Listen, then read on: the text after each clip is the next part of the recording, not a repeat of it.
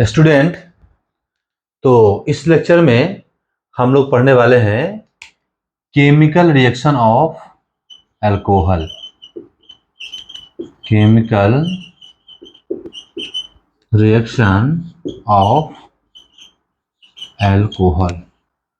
सबसे पहले आप देखिए बच्चों कि ये जो आपका अल्कोहल है RCH2OH, ये जो है ना H+ रिलीज कर सकता है, मतलब ये काम कर सकता है एज अ एसिड। रिपीट कर रहा हूं, अल्कोहल H+ रिलीज कर देगा और ये काम करेगा एज अ एसिड। इसका रिएक्शन अगर आप देखेंगे तो ROH का रिएक्शन आप कराएंगे सोडियम मेटल से। तो बच्चों, अगर मेटल का रिएक्शन किसी भी अगर एसिड से होता है तो क्या बनता है? मेटल सॉल्ट और हाइड्रोजन गैस।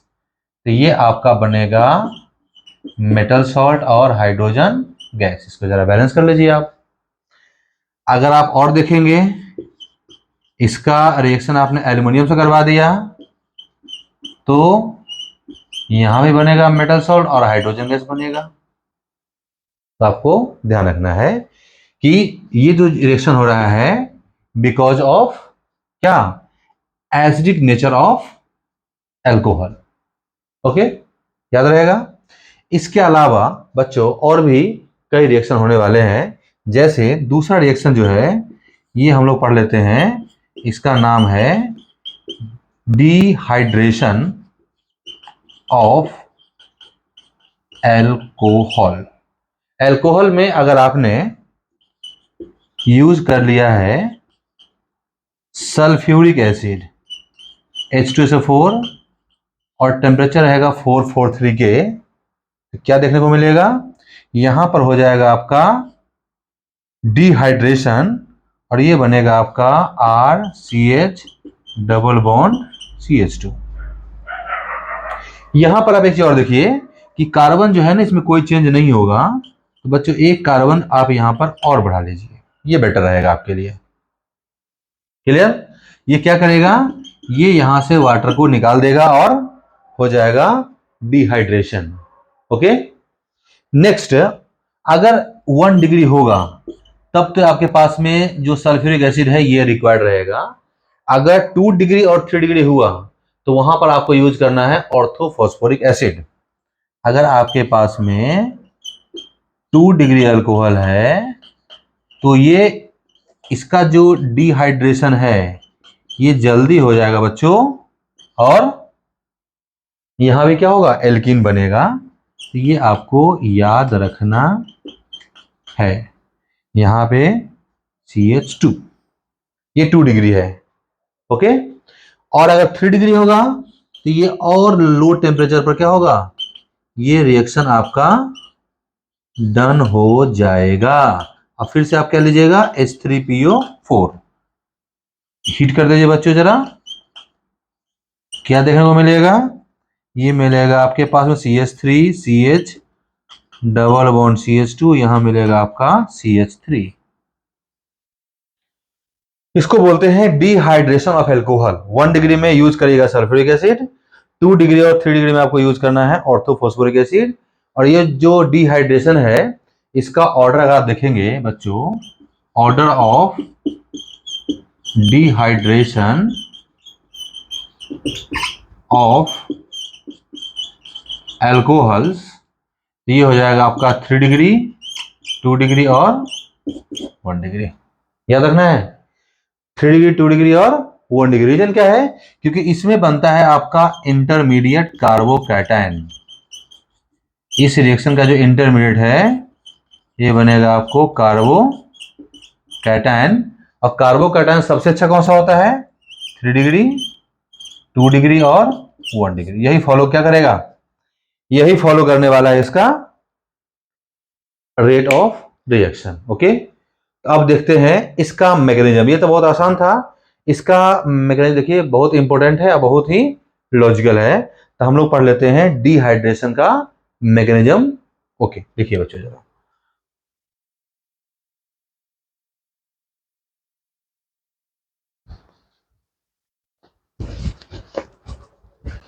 डिहाइड्रेशन का मैकेनिज्म देखेंगे बच्चों। ये मैकेनिज्म होने वाला है आपका 3 स्टेप में होने वाला है। कैसे कैसे होता है अभी बता रहा हूं आपको मैं जरा बच्चों। सबसे पहले इसमें होता है आपका प्रोटोनेशन, सेकेंड स्टेप में हो जाएगा आपका फॉर्मेशन ऑफ कार्बोकैटायन, और थर्ड स्टेप जो है इसमें हो जाएगा आपका हाइड्रोजन निकल जाएगा, डी प्रोटोनेशन हो जाएगा। देखिए बच्चों जरा पहला हम लोग देखते हैं जरा मैकेनिज्म ऑफ डिहाइड्रेशन। बच्चों ये क्लास 12 सीबीएसई में आता है और कंपटीशन के लिए भी इंपॉर्टेंट है। देखिए जरा तो क्या होगा, सबसे पहला आपको लेना है CH3CH2OH। इस पे आप लीजिएगा H2SO4 और टेम्परेचर पता है 443 क्या होगा, तो सबसे पहले यहां से निकलेगा H+। यहाँ पे लोन पेयर है, इसको इलेक्ट्रॉन की जरूरत है, ये इसके पास चला जाएगा। इसको बोलते हैं protonation of alcohol. Protonation of alcohol, तो यहां पर ये बनेगा आपका CH3CH2, ये हो जाएगा आपका OH2, ये हो जाएगा पॉजिटिव। क्लियर। दूसरा जो है बच्चों कि यहां से ये जो वाटर मॉलिक्यूल जब निकलेगा तो क्या होगा, कार्बोकैटायन फॉर्म हो जाएगा। तो सेकेंड स्टेप में आप बोल दीजिए यहां पर फॉर्मेशन ऑफ कार्बोकैटायन बाय